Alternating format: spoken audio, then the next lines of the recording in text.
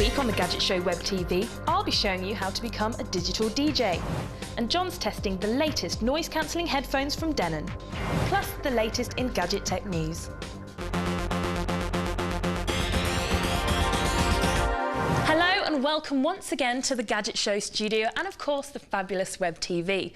Later I'll be showing you how to become a digital DJ and mix up your MP3s, but first here's John testing out the latest noise-cancelling headphones from Denon.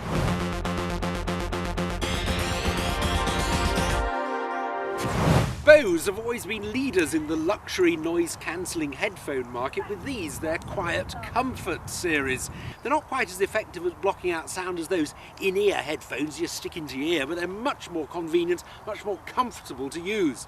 Personally though, I've never been a huge fan of the Bose sound. It's always been a trifle too bassy for my taste, so I was delighted to hear that respected hi-fi manufacturers Denon have come up with a rival in the shape of these AHNC732s.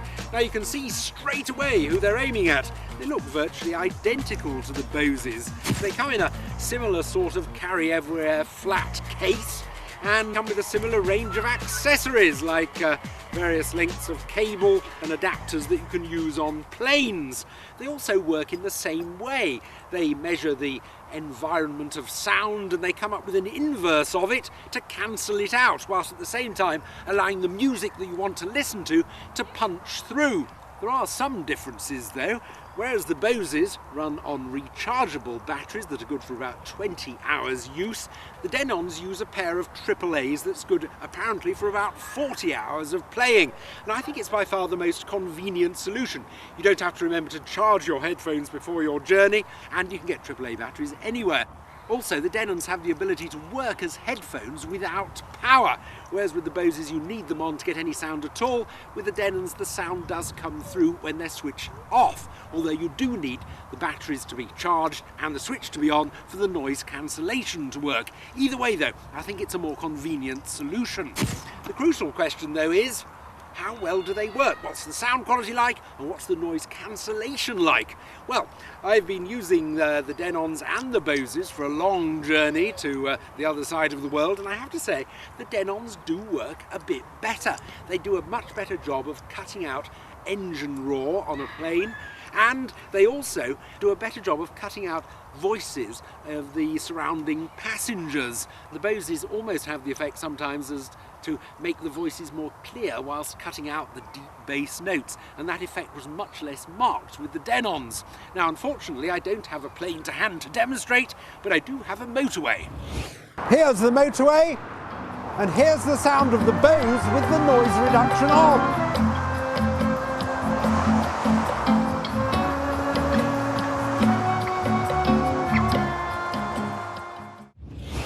And here's the Denons with the noise reduction on.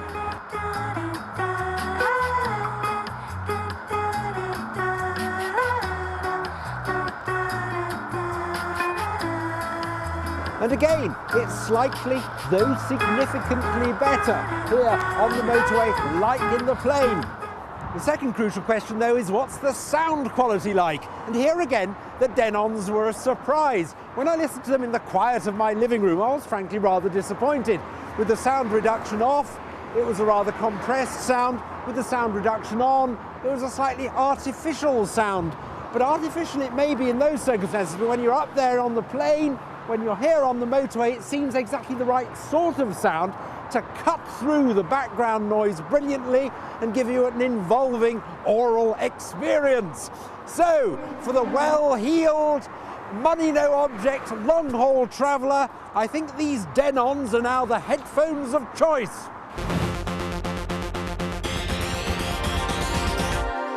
Right, now it's time for the news, and first up, Garmin have teamed up with Asus to create a brand new GPS handset.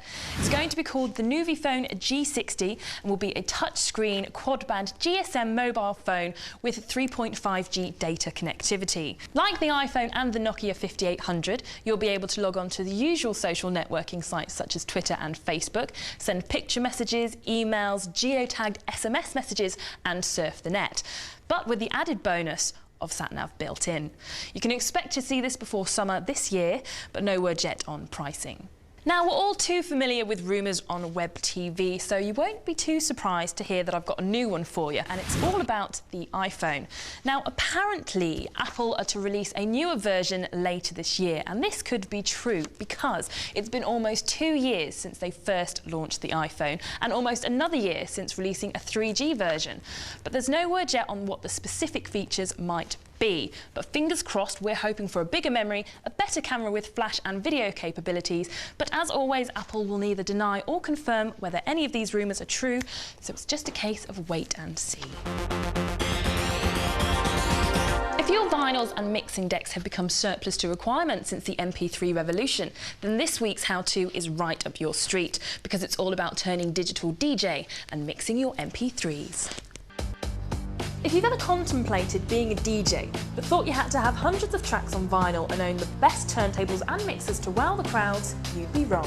Because with the aid of a computer and a collection of rocking MP3s, anyone can have a chance at being the latest floor-filling DJ. So here's the Gadget Show's guide to becoming a digital DJ. Some people think that a DJ's job is one of the easiest and most glamorous jobs out there. But this isn't true, because mixing requires a real talent and an ear for the music. You have to feel the rhythm so you can match up all sorts of different tracks together. Digital DJing, however, is a little easier, providing you have the right equipment.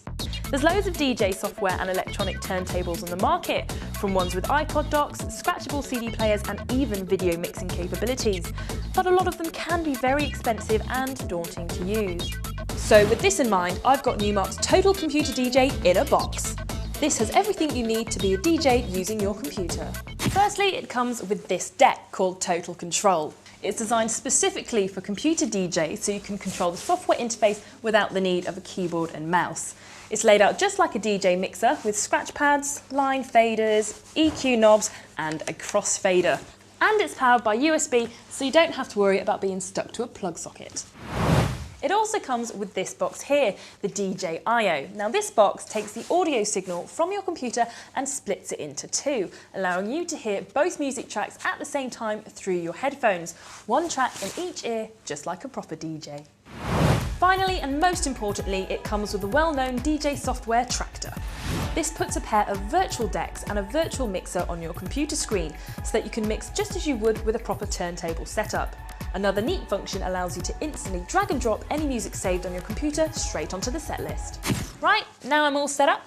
I have my favourite tracks ready as a set list, so here we go. The great thing about Tractor is that it has an automatic beats per minute detection that calculates the tempo of the track that you are playing and the track you want to mix into it. So when you're ready to mix, you just have to hit the sync button and hey presto, the tracks automatically mix together.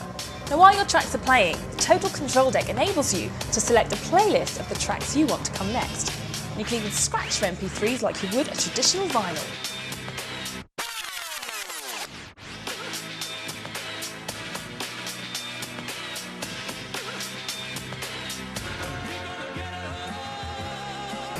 So that's all you need to become a digital DJ, whether it's just for bedroom fun or for floor-filling parties.